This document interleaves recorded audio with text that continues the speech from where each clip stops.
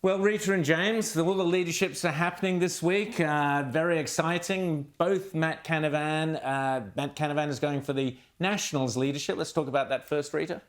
Yes, overdue. I think it's precisely what we need to see from the Nationals. The Nationals did well at this election campaign, unlike their coalition partners who did horribly. As we've been talking about, it's kind of amusing to hear the likes of the Greens talk about the Liberals becoming MAGA, extremist right, Trumpian. When the Liberals went into this election with smaller Liberal policies where they were Labor light, this is what their biggest donors are telling them and saying, we're pulling our money out because if we wanted a Labor light political party, we've already got one. We don't need another imitation of Labor. They got two. They got the Teals as well. Yeah, so this... Every time the Liberals go into an election, whether it's at state level or federal level, and they run on smaller Liberal policies where they try to veer to the centre or to the left, and they get absolutely smashed, the advice from the political pundits is, oh, well, you're too far right. You need to go more left. It is incredibly just asinine. We see it every single time. We've seen it in Victoria last 3 elections.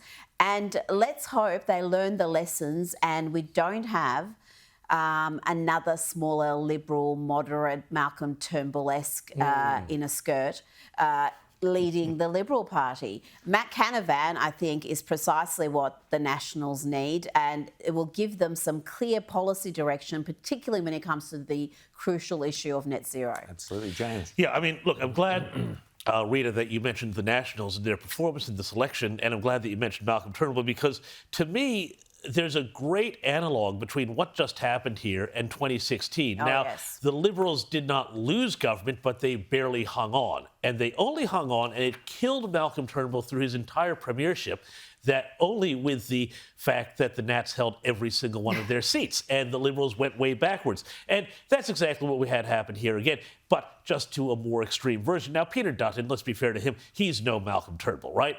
Let's. He tried at this election. Well, he tried maybe a little bit, but the problem was that there was no articulation of clear liberal values. And the thing is, liberal values are actually very straightforward. They're about liberty, they're about aspiration, they're about, sensible policies that help people get ahead, and it's about people making their own choices in their own life rather than, as the Labour and the Albanese government say, the government has to be with you at every step of your life. And so these are not complicated things. They're not hard to articulate. But my real worry here for the Liberals is that, they're going to take, as you suggested, Rita, entirely the wrong lesson from this. And they're going to go and they're going to say, oh, well, we need to have less and less difference between us and Labour, who has now got the chance to set the dominant narrative in the country, which is very dangerous. And I mean, Rowan, look, you come from the world of advertising. Product differentiation is what you need. And in a preferential system, in a country with a voting system like ours, there really needs to be clear air. If you go down this sort of small L liberal route where you just try and be all sensible centrist and to figure that the voters will be attracted to you, not the other people, well, you wind up in the situation as, say, Mark Speakman is here, who's the opposition leader in New South Wales, who is proudly a centrist and says, oh, the party needs to go to the centre and dump this and dump that, and basically just run again, as we all say on this program, as Labour light. Well, Mark Speakman, no one believes that he will ever be premier of this state. If I lived in New South Wales, my vote would be going to the Mins. Why would you vote for someone who is half pregnant, someone who doesn't actually have a principled position?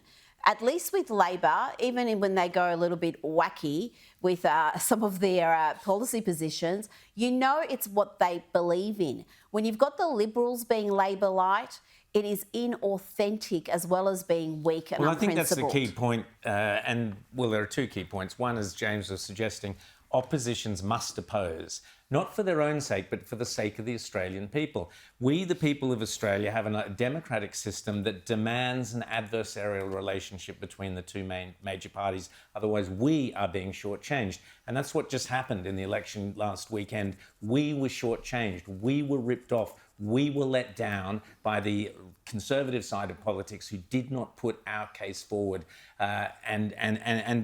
And that is a disgrace, and that must not be allowed to happen. And my fear here is that the Liberals are going to do exactly the same thing.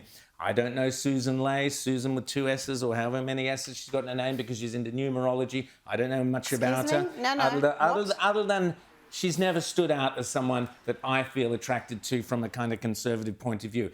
The Liberals must offer us, they failed every time, and I'll be talking about this more later at 10 o'clock, every time they put forward these Labour-light centrist candidates, they lose big time or just narrowly scrape in. It's not good enough. We have to have a conservative leadership of both parties in the coalition. We must have Matt Canavan leading the Nationals. He's the greatest communicator they have. He's one of the most popular politicians I know of. He's clear, articulate. He stands up for positions that people believe in. He's a fighter. He's from the bush. He's from Queensland. Similarly, Angus Taylor and Jacinta Price as a ticket together would be fantastic. You've got the one guy who's got the banking background. You've got the girl from the bush who comes from the most extraordinary background up there in the Northern Territory. What a terrific ticket for Australians to get behind. We don't need another Canberra kind of focus group driven leader of the Libs, because it will end in the usual disaster that they keep offering up. Can we just say about Susan Ley? Do we still pronounce her name the same despite it's the extra Susan, S but there's an extra added? S because numerologically that is good luck or something. I mean, I don't think. Yeah, I have some questions about that. I think So that you goes should to have. her judgment. So you should have. I just think on every key issue where I've noticed her, she has started off in the wrong position after, and then has been persuaded or forced or, I don't know, looked at the polling groups. and the focus groups and changed her position. That's not being authentic. That's not being principled. I have more respect for her if she stuck to original positions. On The Voice, she was pro, then she was against. When it comes to the Palestine-Israel issue, again, we've seen a bit of a flip-flopping there. When it came just last year, we had that deeply flawed activist report, the Gender Wage Gap report, which Janet Albrechtsen ripped apart, I ripped apart. We had senators ripping it apart. Who was standing there saying this is a really important document and corporations have to take note of it?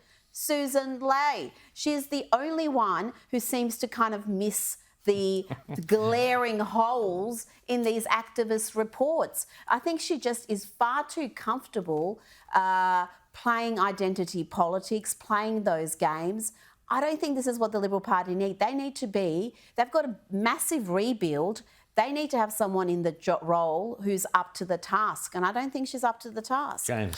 Well, and beyond that, whoever leads the coalition, whoever leads the Liberals, they need to get back to these first principles. Absolutely. And I just feel like none of the policies that they actually went to the election with really took on this real sort of conflict of visions, because they were so scared of being called, MAGA, Trump, conservative right wing, that they didn't actually go out and say, look, there's a set of Australian conservative principles which are not MAGA, but are simply long-standing principles that you are the author of your own destiny. It is not the government. And the way Labor, and it's really dangerous because potentially you could see a decade of Labor here where they shift the entire political consensus of this country to one that is poorer, one that is much more interventionist, and one where the government is with you at every step of the way, and you don't have the chance and the freedom to go and do what you want and build the life that you want and own the home that you want and build the business that you want and have that for your kids and grandkids, because instead everything is refracted through the lens of the state, whether it's our power bills, whether it's our education, whether it's regulation, whether it's the fact that really the only things that people do to make money anymore is to go into NDIS schemes.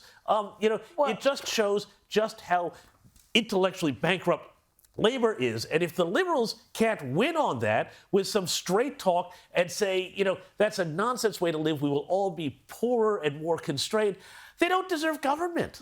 And that's what we've been saying all year on this program, and particularly since the election campaign was called, because we were, as a group, aghast at what we were seeing. This was such a lacklustre, unprincipled campaign. The only really policy differentiation that stood out was the one that they refused to talk about, which was nuclear energy, because they were scared of it. So why would Australian people throw out a first-term Labor government when you're not even giving them an alternative plan that's clear? It was all over the shop. One thing it certainly wasn't Trumpian. You know what? Exactly. If you're going to lose an election Trumpian election, what a joke. The lie of the Peter century. Dutton and the Liberals were as Trumpian in this election campaign as I'm a natural blonde. I mean, it is ridiculous. It is such an absurd notion. And to hear people talk about that shows you how divorced from reality.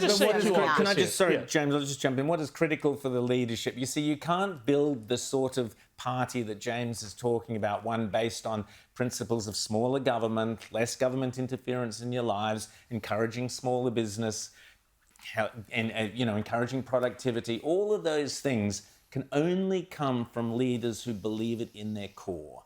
And they have to have lived that and believed it all their lives, not looking every 5 minutes for a focus group to tell them, as Kevin Rudd did, what are my convictions, said Kevin Rudd. We'll go and have a focus group so I can find out. If we have that sort of leadership of the Liberal Party, you're doomed. You're finished. You have to have leaders who instinctively, like a Howard, like an Abbott, instinctively know what the basic fundamental liberal conservative position is. Sure, you can tinker with it, you can build on it, whatever, but you have to come from that principle. And those core principles are long established, they're not new, we all know what they are, and unless the coalition fights tooth and nail for those positions, you're not going to win. You're not going to win. And the crazy thing here is that they had a roadmap to do this. You know, I was talking to people who were giving them policies, articulated policies on things like income splitting, which would make it easier for parents and families and women to stay home with their kids and get a tax break off of that. You know, very simple pro-family, pro-woman policy. They just didn't go anywhere near it. They also came close to talking about doing something about the index tax rate. But then Peter Dutton squibbed it at the last minute and said, oh, but it will cost the budget. When it's like, no, bracket creep costs the taxpayer. And the focus needs to be on the taxpayer, the productive citizen, not on the budget. You know, deal with that. But, you know, that would have been, again, a huge cost of living thing. They refused to go near it. They refused to go near all of these things that they just, I don't think, had the intellectual mettle to fight for. Because they hadn't done the work, James. They hadn't done the work. They hadn't done the work. They don't have work had been done for them. The policy, I saw the policy on income splitting. It was all worked out. It was given to them on a silver platter, and they refused to take it up. Are you surprised? We had Peter Dutton during the Voice campaign, midway through the Voice campaign, go, oh, if you don't, let's have a few other voices over here. Let's have different voices in the States. So, I mean, it was all focus group driven. You have to have people like Jacinta Price, people like Matt Canavan, who have core beliefs that are unshakable. And they will always be their guiding light. Not this kind of, oh, hang on, what are we going to do today? What did the focus group say? Oh, right, get rid of that policy. Now, speaking of one of those potential leaders, someone who I certainly hope the Nats are smart enough to make their leader, Matt Canavan. Senator Matt Canavan joins us now. Matt, here you are on our screens, just coming up, and we've been talking about you. What a coincidence how these things work. Where have we got Matt? How are you, Matt?